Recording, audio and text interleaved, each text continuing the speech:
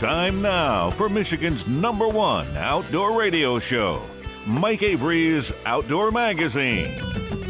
Outdoor Magazine is brought to you by Jay's Sporting Goods, the Yider Insurance Group, Forward Corporation and T.R. McTaggart, Angler Quest Boats, Security Credit Union, Garber Chevrolet, and by Michigan Brand Meats. Now, here's Mike Avery.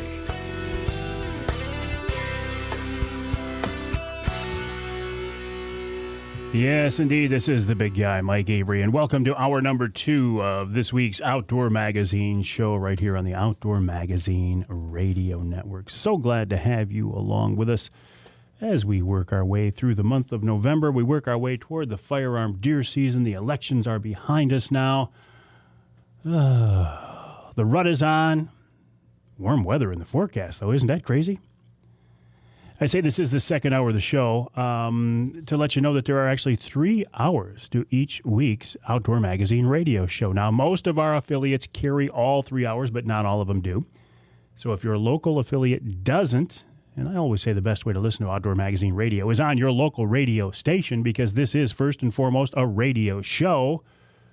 But if your local affiliate doesn't carry all 3 hours, or if you live in some part of our state not covered by the broadcast signal of the show, you can always listen to the show as a podcast. Now, in the case of this show, the podcast is nothing more than the audio from the radio show made available somewhere other than on your local radio station.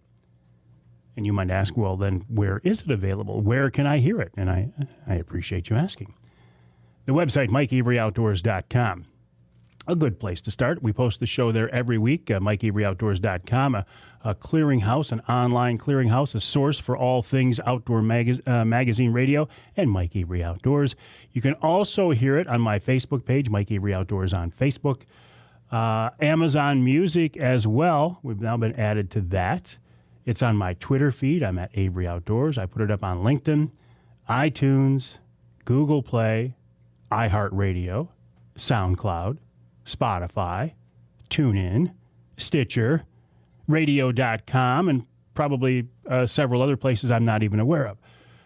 Suffice to say that wherever you get your podcasts from, you can probably hear the podcast version of the Outdoor Magazine radio show.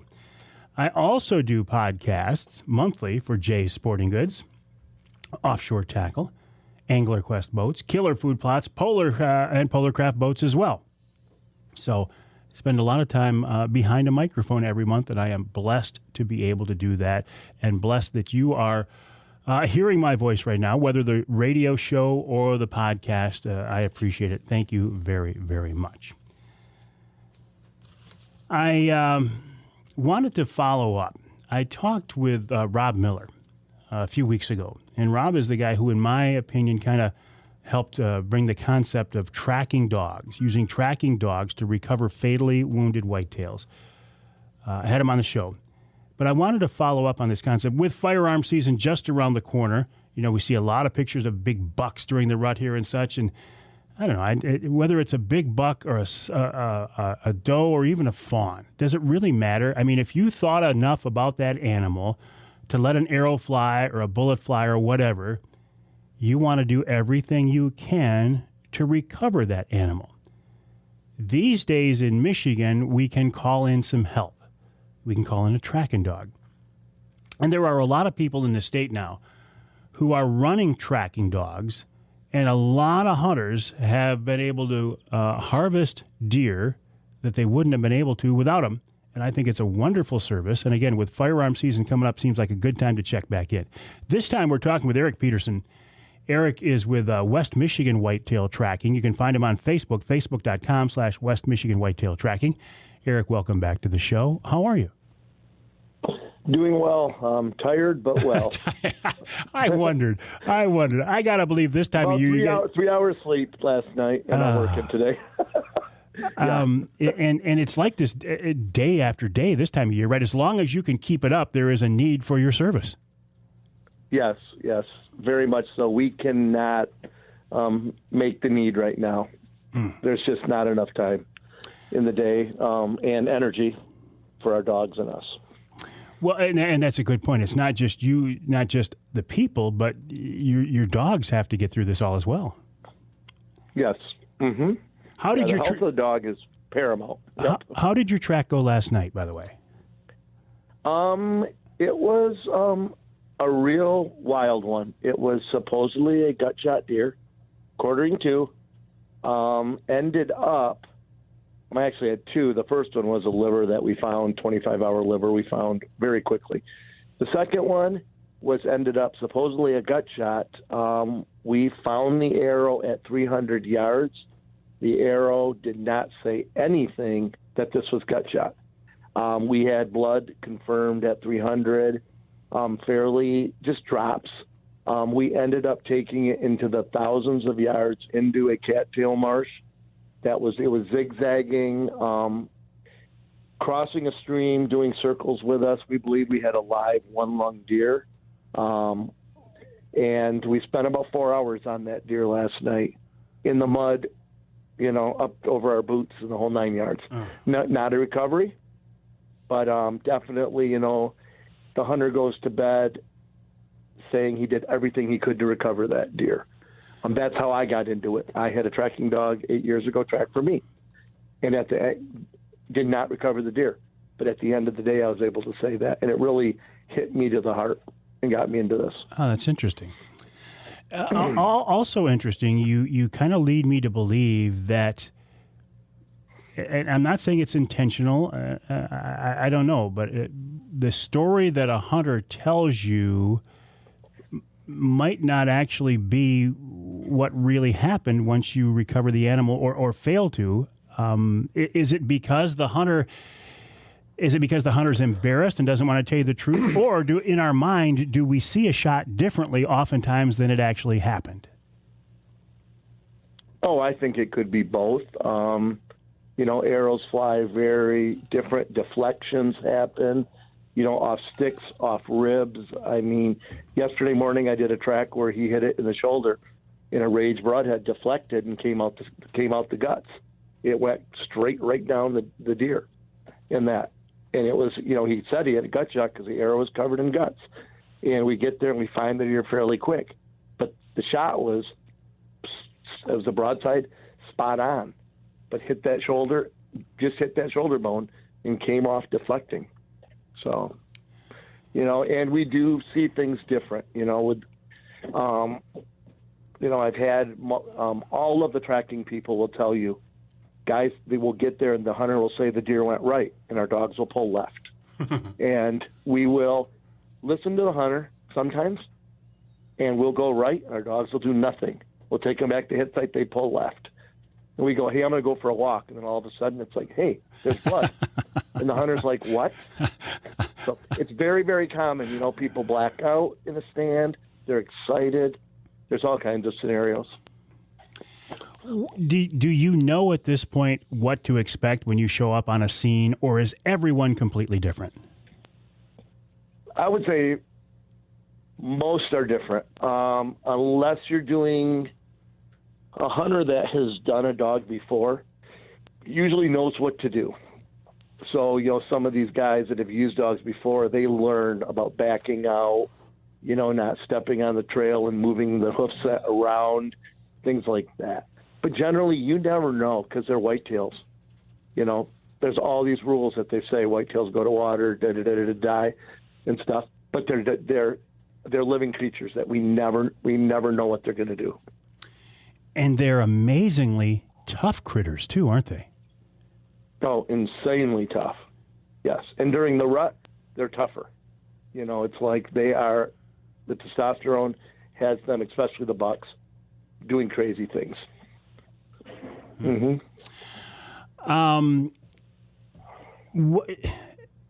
Do you have to recover an animal to consider it to be a successful track? For the trackers, I would say no. Last night, I would say was extremely successful, taking it to that point and finding the arrow. There's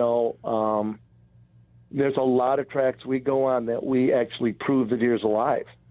And that is super successful because a lot of these deer have been named by the hunters they're target bucks, and they want confirmation that their deer's not dead. Mm-hmm. And to me, that's that's a reward too, because they go to bed knowing we can never know if they're dead unless we find them, jump them, and be able to see the wound or see them on trail cam later. But yeah. Is there such a thing as an average length of track in distance and time? No, not in the slightest. Not in the slightest. There's days, there's trackers that I've done 2-day tracks. My dog's mother, that runs My Dog's Mother, he did a 3-day track where they killed the deer, had to kill it on the 3rd day, kept jumping it over and over and over. Man. I've done a 2-day track this year already. So, there's and that's why we can't, people will call us and say they want us to schedule, they want us. And we have a morning track that might have been shot, the day before, and then a night track scheduled. And we can't just say, this is how long it's going to take. Sure. Because when we are on a track, we can't give up on that deer. If we think that deer's dead, we're not giving up. Hang tight, Eric. We got to take a break here in the Outdoor Magazine Show. We're talking with Eric Peterson of West Michigan Whitetail Tracking. You can find him on Facebook as West Michigan Whitetail Tracking. Talking about the use of tracking dogs, what to expect, how to make the track easier, when to call in a dog, all such things after the break right here on Outdoor Magazine.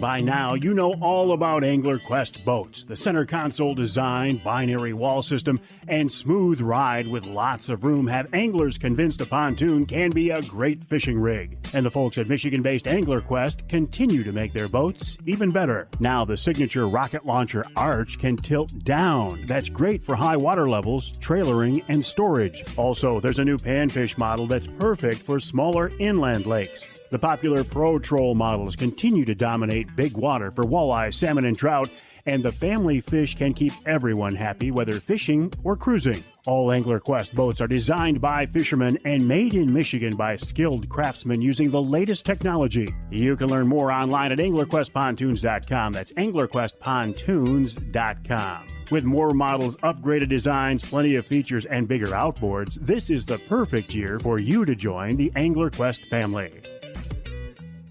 You'll do better at Garber. At Garber Chevrolet in Midland, Saginaw, Linwood, Caro, and now Chesaning. We're better for a reason. Like Garber's low price guarantee. Get incredible everyday low prices on a new Chevy Equinox, Silverado, Traverse, or Trax. Think you found a better deal somewhere else? Bring it to us, and we will beat it. Getting more options and choices is always better. And Garber's combined inventory is the Great Lakes Bay region's largest selection of new Chevrolets. Browse online at garberchevrolet.com. Then use our Buy From Home feature to purchase entirely online. And Garber Chevrolet's customer service is in a class of its own. We always put your needs first. Better prices, better selection. There's a reason why you'll do better at Garber Chevrolet in Midland, Saginaw, Linwood, Caro, and now Chesaning. Home of the low price guarantee. Online at garberchevrolet.com. Chevy, find new roads. You'll do better at Garber. Everybody needs to put gas in their tank, so the next time, why not save money with fuel rewards from Forward Shell convenience stores? With fuel rewards, you'll save at least 5 cents a gallon on every fill-up at the 26 Forward Shell convenience stores. Plus, you can earn additional savings with select products and special offers at those Forward stores. You can save 20, 30, even 40 cents a gallon. And the more you use fuel rewards, the more you can save. I use the Fuel Rewards program every time I stop by a Forward Shell convenience store. And you can too. Go to fuelrewards.com. That's fuelrewards.com. You can also download the Fuel Rewards app on your phone. The Fuel Rewards program at your local Forward Shell convenience store. A great way to save money every time you fill up. To learn more, check out forwardconvenience.com. That's forwardconvenience.com. 20 feet in the air is no time to be second-guessing your choice in tree stands. But with the new Primal line of stands, you'll never have to worry about comfort or noise. Primal's new jaw and truss ladder system gives you an extra firm and quiet attachment, even on irregular trees. The Primal Grip Jaw system features a strong set of jaws so you can securely clamp around the tree. The Backbone Stabilizer Truss lets you connect to almost any healthy tree and eliminates annoying squeaks. With single ladder stands from 16 to 22 feet and double stands up to 18 feet, new Primal tree stands have a model for every hunter. To learn more, check out the website primaltreestands.com. That's primaltreestands.com. Stalk your prey the Primal way with Primal Tree Stands.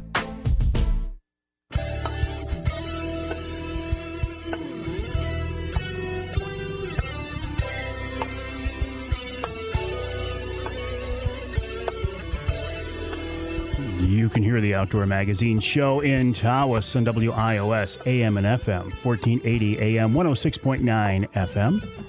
We can jump over to the other side of the state, 94.9 FM, WSJM, in St. Joe, and we can head north of the bridge to the Sioux, ESPN 1400, WKNW. This segment of Outdoor Magazine brought to you by MUCC's On the Ground program, OTG as it's called, is a program to improve habitat for fish and wildlife across the state. And when you improve habitat for rabbits, what's it called? Rabbitat. See, I can't even say that without laughing. I love that term.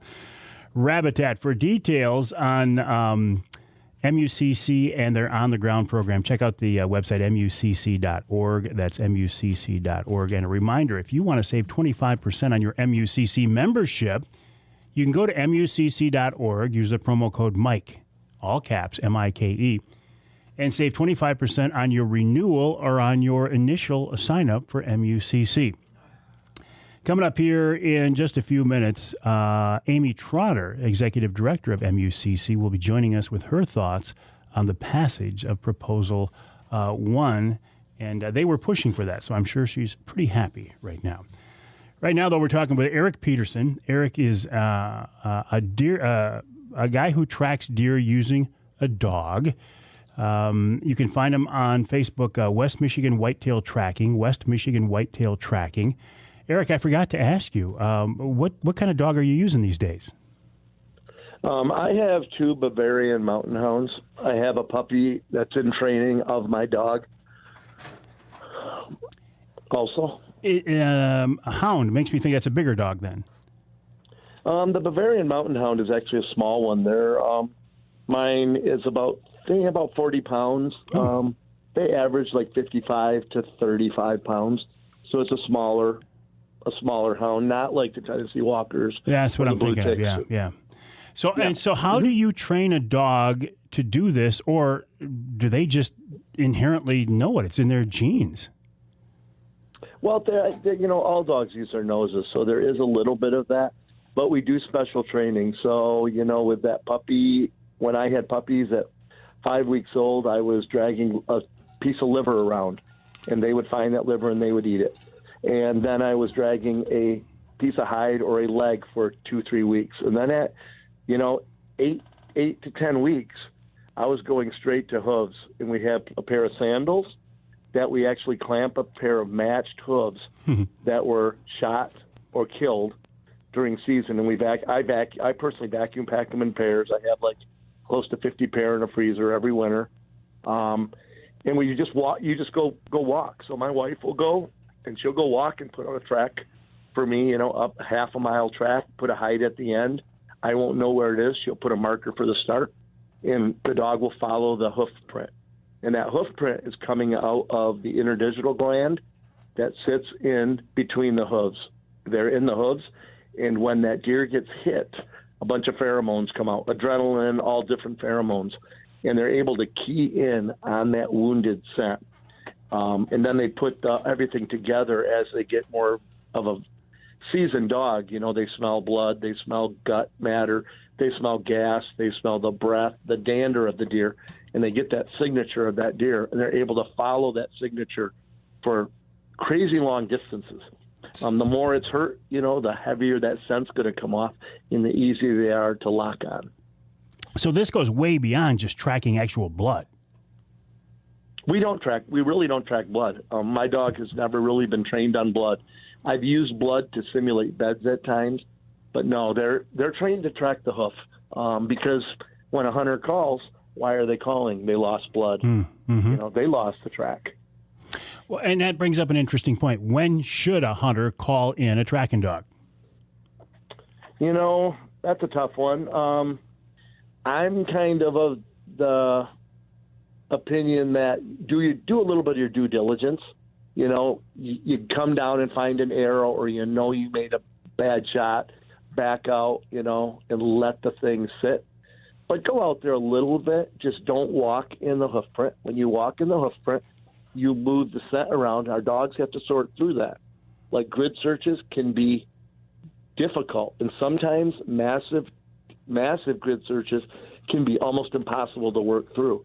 They can take hours for a dog to work through because they will follow all these people, and then they'll come back, and then they'll do big loops. And while that, they're getting exhausted and things like that. So a lot of times we might have to cast our dog around a grid to try to pick up where that deer exited that area. So before tracking dogs really became popular, we would do just that. We would put as much time and effort as we could. We'd bring in our buddies. We would do the grid search. We would hours and hours, everything you can to recover that animal. And you're saying if we do that these days and intend to eventually call in a dog, we're actually hurting our cause. Yeah, I think you're making it more difficult. You're just making it more difficult, lessening the possibility. Honestly, like a untouched gut or liver track is just a piece of cake for these dogs, just because there's no other scent besides the other deer in nature, All right, Eric. But a seasoned dog works through it, So I call you. I say, hey, Eric, I heard you on Avery's show, and I got a situation where I need a tracking dog. Do you, I don't want to say interview me, but do you have a list of questions you ask me before you ever even agree to take on the job? Yes, I would interview you. There are some trackers that will just go on them, but I do a pretty extensive interview. What do you ask? I would start out, what was the weapon, compound, crossbow. We're in bow season, so I'll just keep it at that. Yep. What broadhead? What distance? Were you elevated? Where do you think you hit the deer? Not where did you think? Do you have the bolt? Is there blood? Is there hair? Do you have pictures of that? Send them to me. And then I'll say, do you have permission to track on adjacent properties? And that's pretty much it. I'll also ask a couple questions. What did the deer do when it was hit? And I will ask if it sounds like it's a liver shot or back. I will say what side of the deer you hit, because the liver leans right on the body, not on the left. So a lot of quartering shots that come in on a left side body actually miss the liver. I had a buddy last week who hit a buck with a crossbow, and he was actually videotaping it. So he had a still frame from the video that he could send the tracker of exactly where he hit. And the tracker looked at it and said, I'm not even going to come out. That deer is still alive. So I thought that was very interesting. Mm-hmm. And there's a lot of those we get. One of the most common would be, you're in quotation marks, no man's land. Yes, exactly. That's where it was, yeah. Going through the back straps. And that's why I like having the arrow. The minute we see an arrow covered in tallow, the white waxy fat, when the shaft's covered, that is generally an unrecoverable deer. It may die of infection later. We don't know. Nature's, coyotes, the whole 9 yards. But those are the ones that we're not probably going to go on, just because they're not usually dead. And that tallow, wraps the back. Think about cleaning a deer. It's also on the brisket. It's on the hips. But generally, it's coming through that no man's land, which is just meat. When we get into firearm season, which is just around the corner, how does that change things? Is it a whole different ball game when you're looking at gunshot animals versus bow shot animals? It is. It is. We don't do the volume at all. Last year, I was actually extremely busy for the first 7 days of gun season.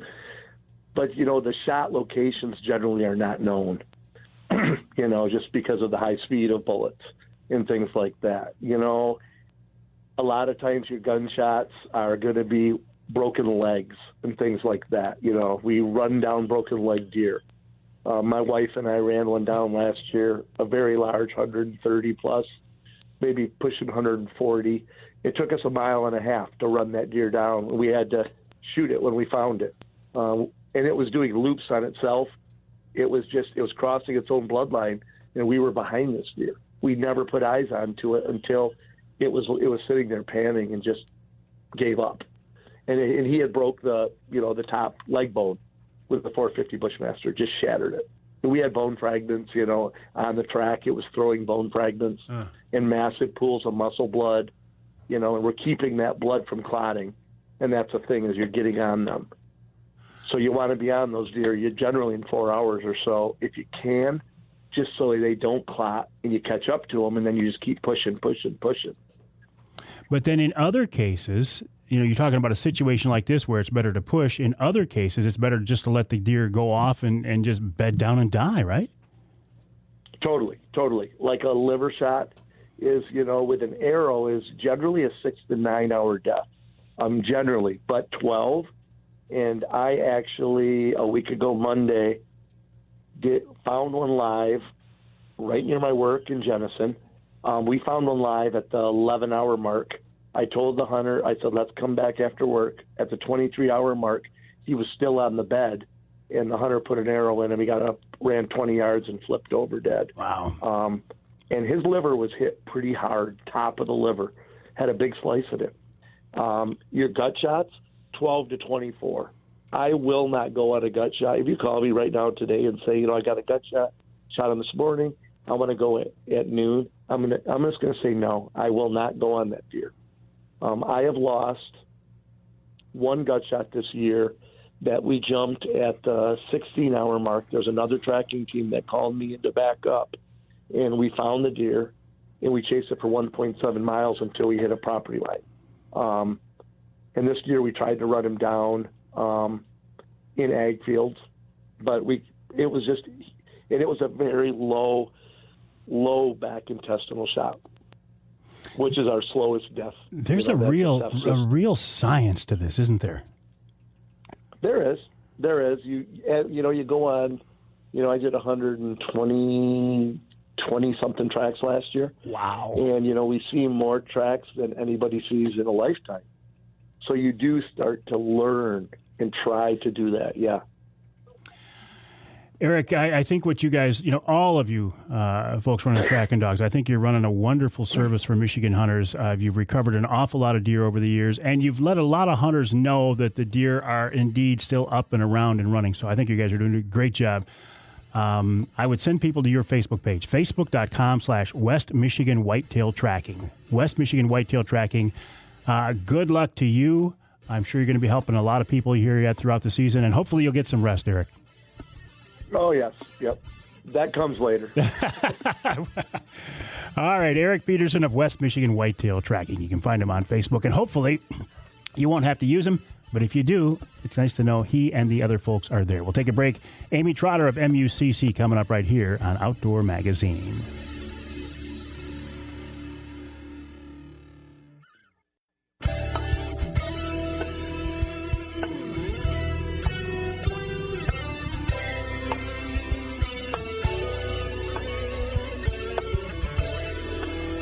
You can hear the Outdoor Magazine show in Port Huron on WPHM 1380 AM. You can hear us in Ludington on News 97, 98, 98.7 WLDN. And you can hear us north of the bridge in Newberry, WNBY 1450 AM. This segment of Outdoor Magazine is brought to you by Speedy Blaze. Speedy Blaze is a safe, clean, water-resistant, insect-resistant alternative to firewood. It's safe to cook over because it's made from recycled hardwood. You can use it in your fireplace, your fire pit, your grill, anywhere you need a fire. Speedy Blaze, Michigan-based, family-owned company. You know I love that. Check them out online at speedyblaze.com. That's speedyblaze.com. While you're online, check out my website, MikeAveryOutdoors.com. Also, MUCC.org. Use the promo code Mike, all caps, MIKE, to save 25% on your MUCC membership. And with us now, Amy Trotter, Executive Director of MUCC. Amy, welcome back. How are you? Very good. Tired. I bet you are. We are talking the Wednesday after the election, but you've got to have a smile on your face because a proposal you guys were pushing for was overwhelmingly approved. That is right. Our proposal won, which makes some critical changes to the Natural Resources Trust Fund and ensuring that flow of money continues to go to conservation passed in every county of the state in such an overwhelming majority that we were able to, basically call the victory with only about 35% of the vote in. Obviously pleased. Were you surprised at all that it was so positively received? We were among the campaign team. We were making some early predictions, and all of us had it, in the mid to high 60s as our best guess because, looking back at the results from previous constitutional amendments related to the trust fund, we were kind of relying on that past experience. We knew from some early polling data that we were doing okay, but then we had some unexpected opposition come in really in October, and we just didn't really know what that was going to do to the overall returns, whether people had already voted, if they were going to hear about that opposition, or, if it was going to change their perspective in any way. And unfortunately, with campaigns like these run by nonprofit organizations, we don't have the unlimited resources like some of our, political campaigns where we can do continuous and updated polling. So, the last thing we knew was back in October 5th. So for the last month, we've just been doing whatever we could to, keep a constant positive drumbeat and address any opposition or questions or concerns that had come our way. And it's a big deal to put together a proposal on a statewide ballot and then support it and push for it. A lot of resources go into that. It is. I think at our last filing, we probably tallied about $800,000 wow. For that campaign. Now, that's not all cash. That is, our staff effort as well. So that's basically MUCC's contribution is in-kind staff support to the campaign. But it is not cheap to run a campaign, and especially on a statewide issue like this of such importance. And it's a very complicated thing. We're talking about formulas and funding and things that, people understand public lands, they understand parks, but they don't really know exactly how it's funded. And so, trying to educate them first that we have this great thing called the Natural Resources Trust Fund and that we want to tweak it after 40 years of success is a hard message to get out and, not lose the attention span of the Michigan electorate. Well, what now? You've got Proposal 1 behind you. The elections are behind us. What do you guys set your sights on now? Well, still in regards to the Natural Resources Trust Fund is we want to make sure that great proposals are making their way there and that there are quality appointments to the Natural Resources Trust Fund board that ensure, that our voice, people who like to hunt and fish, that care about outdoor recreation and public lands are making decisions on how to spend that money, and that there's really good proposals to do the things, to support the kinds of activities that we want to see. So, I don't think our work is necessarily over on this issue, but we'll certainly continue to be involved and make sure again that new good proposals are making their way through there, and that our voices are reflected there in supporting the ones that we like to see. Amy, I don't think we're definitely not done. It's lame duck, so we're going to be, I'm sure, continuing to work in the Michigan legislature throughout the rest of 2020. Amy, the work is never done for you guys there at MUCC. I continue to be impressed with what you're able to accomplish with such a small but hardworking, dedicated staff. And I'm proud to be an MUCC member. I support most of the things you guys do. I appreciate the fact that there's a group like MUCC out there to keep an eye on such things, and thank you for your hard work. Hey, we really appreciate it. Thank you. Amy Trotter, Executive Director of MUCC, MUCC.org. Use the promo code Mike, all caps, save 25% on your membership. And, I don't expect anybody's going to agree completely with a group like MUCC or anybody. You may not agree with everything they stand for, everything they do, but think about it. They're doing a great job, but if they don't do this, who is going to? I support them. I suggest you take a strong look at them. MUCC.org. We'll take a break. When we come back, this week's Ask Avery segment right here on Outdoor Magazine.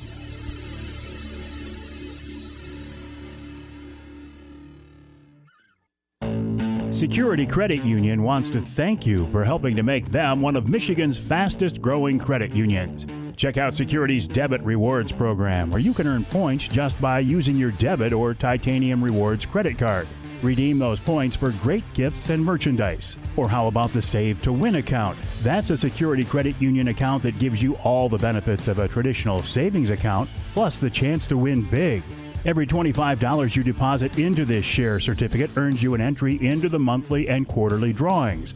The more you save, the more chances to earn. Up to 10 entries per month. You'll build up your savings, earn interest and dividends, and have a chance at multiple prizes. And remember, Security Credit Union loves to work with outdoorsmen and women, and they can help you with your next outdoor adventure. Check them out online at securitycu.org. That's securitycu.org. Federally insured by the NCUA. Have you tried the Mike Avery Hunter Sticks from Michigan Brand Meats?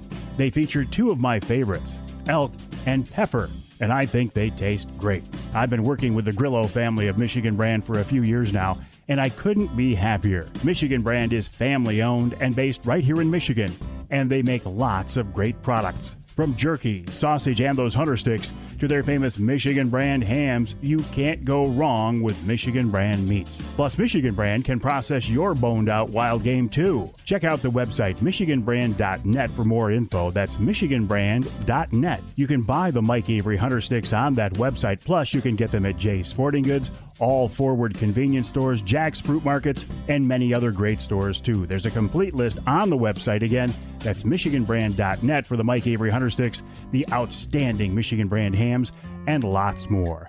michiganbrand.net. It's a complicated world we live in. Right about now, I'll bet your head is spinning like a tornado with news and opinions and conflicting do this and don't do that recommendations. Some days, you just want to throw up your hands, go to the woods, and stay there. And that's not a bad idea. Jay's Sporting Goods encourages you to get back to your roots. Do some simple, traditional things for a while. In Michigan's great outdoors, space is one thing we have plenty of. So put as much social distance as you like between you and everyone else, including all your social media pals who somehow just recently became experts on every topic. And one more thing. Before you head out, head into Jay's Sporting Goods. Because even though there are shortages of a lot of things these days, Jay's has just what you need to make the most of your escape to our beautiful wide open spaces. It's the gateway to social distancing the way God intended. Jay's Sporting Goods, Clare and Gaylord. Hey, you like to hunt for different game in changing conditions, but it can be expensive to buy hunting clothes in every pattern. Well, now there's a way to change your camo without breaking the bank. With VersaSkins, you can buy one set of hunting clothes and change the pattern to suit your surroundings. You can switch from whitetail to waterfowl, blaze orange, and snow camo by just snapping on a new skin. Plus, VersaSkins keep you warm, dry, and protect you from the elements. To learn more, check out the website versaskins.com. VersaSkins, just change the skin for the season you're in. When you buy a Michigan hunting or fishing license, you're helping to fund conservation efforts across the state. The majority of funding for taking care of Michigan's fish and wildlife comes from you, hunters and anglers, not state taxes. So on behalf of the Michigan Wildlife Council, we'd like to thank you for your part in ensuring that Michigan's hunting and fishing heritage will be here for generations. Learn how the Michigan Wildlife Council promotes the role of hunting and fishing at hereformioutdoors.org.